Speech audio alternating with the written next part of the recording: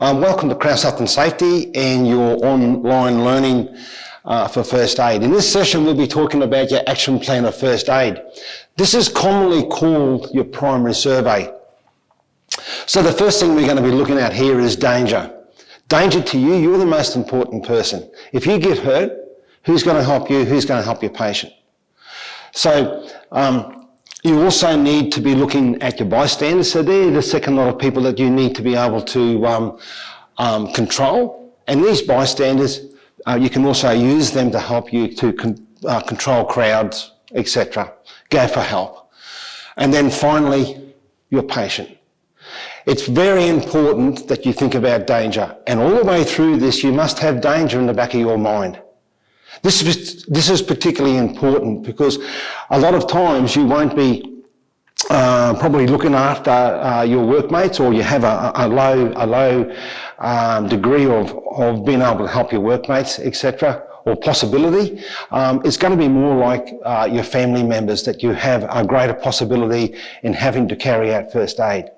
That in itself will cause or can cause a lot of anxiety, a lot of being anxious, etc. So the last thing you need to do is be running in and grabbing your loved ones, partner, wife, daughter, son, etc. That can put you in danger. So one of the real lessons out of this is to be able to initially take one step back and look at the scene. So here we want to look at what hazards we've got. So 3 types of hazards. You have your obvious hazards, things that you can see, your 5 senses, hearing, sight, smell, touch, taste, etc. And then we have your hidden hazards, things that you can't see. And you also have your developing hazards. Now, one of the ones here that we talk about is electricity. Electricity, you can see it working.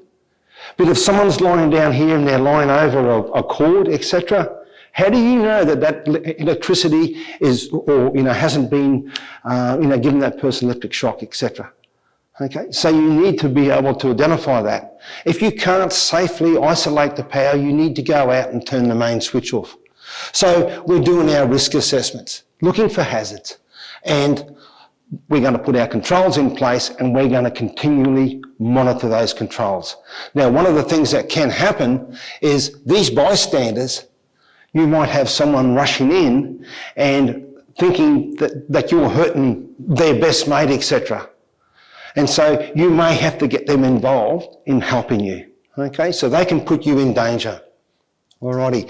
Second, we move on to response. And response is all about trying to find out whether your patient is conscious or unconscious, whether they're awake or asleep. We commonly use an acronym here, a 4-letter acronym called COWS.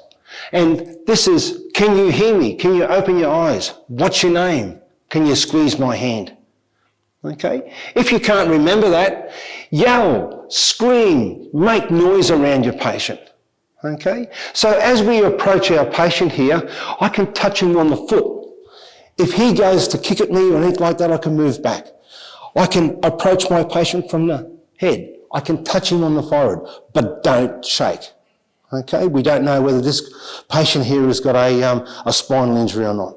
If you can't remember COWS, like I said, you can make some noise. Yell, scream, hey, mate, can you hear me? Hey! Okay? And so we're looking for a response there. Lastly, when we talk about a response, the last thing that you need to do is go in and actually ask the patient, can you squeeze my hand? The last thing you want to do is actually approach your patient. This might be one of your loved ones, and you're rushing in and go to grab them. Hey, they can grab you and they can hurt you. So you need to stand back. You need to ask them, can you squeeze my hand? If they are able to squeeze your hand, they might pull you in. That's when you need to get out of there. Okay? So you need to continually think about danger. Thirdly, we talk about sending for help. So you need to think about where you are. So you might be on a mine site, you might be in another industrial environment, and they may have their emergency procedures in place. So there may be other emergency numbers that you need to call while you're on that site. Otherwise, the emergency number in Australia is 000. You need to make sure that when you call 000, you ask or you answer all their questions and be the last to hang up, or don't hang up until you're told to do so. If you're sending a bystander to call for help for you, you need to make sure that you explain to them that they need to answer all the questions. This is a time when you can become quite anxious, etc. They ask a lot of questions. They need to find information out very, very quickly. And this can be a little bit overwhelming. So you need to make sure that you're okay and you are going to answer all their questions quickly. And don't forget, they're able to provide some assistance if you have other problems with your patient, etc. So they can explain things like how to do CPR, etc. We then go on and talk about the airway. We need to make sure the airway is open and clear. So to do this, we're going to use our pistol grip. As we go down for our patient, our pistol grip is like so. That's wrapped around the chin of your patient. Your other hand is placed on the forehead. We're going to open the patient's mouth. We're going to have a look and see if there's anything in there. Obstructions, food, vomit, blood, fluid, etc. And obviously if there is, in a later video, we'll be talking about how we're going to roll our patient over on the side into the coma position, lateral position, stable side position, whatever you are used to, that terminology. Once you've made sure there's nothing in the mouth, we can then open the airway. We're then going to place our ear down to the patient's mouth and we'll look across the chest. We're looking for hearing, seeing, rise and fall of the chest. If there's no response and there's no breathing or normal breathing, we then have a patient who is showing no signs of life. When we have a patient who's showing no signs of life, the treatment for that obviously is CPR. In a later video, I'm going to be able to show you how we're going to measure out the chest. But in CPR, we're going to compress in the middle of the chest. We're compressing down 1/3 of the patient's depth of their chest, and we're compressing at around between 100 to 120 compressions a minute. I'll explain CPR further in a later video. Then finally, defibrillation.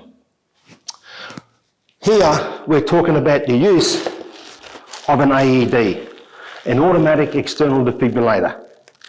CPR has a very low out-of-hospital survival rate. The AED is the one piece of equipment that will help to increase the survival rate, probably up to around about 78 to 80%. In a later video, we'll also discuss how we're going to put or use the AED. So guys, I guess for me, the primary survey is one of the most important things. Number one, it's going to keep you safe.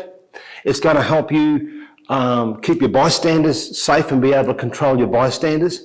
And this, again, will enable you to be able to provide the most appropriate care in the least possible time.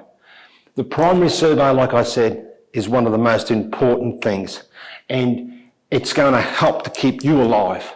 Okay, so like I said before, it might be one of your loved ones that are laying here. You'll want to be rushing in to try and give them a cuddle, trying to help them. That is putting you in danger. Really can't stress enough the importance of knowing, learning and remembering DRSABCD. Your action plan, your primary survey. Thank you.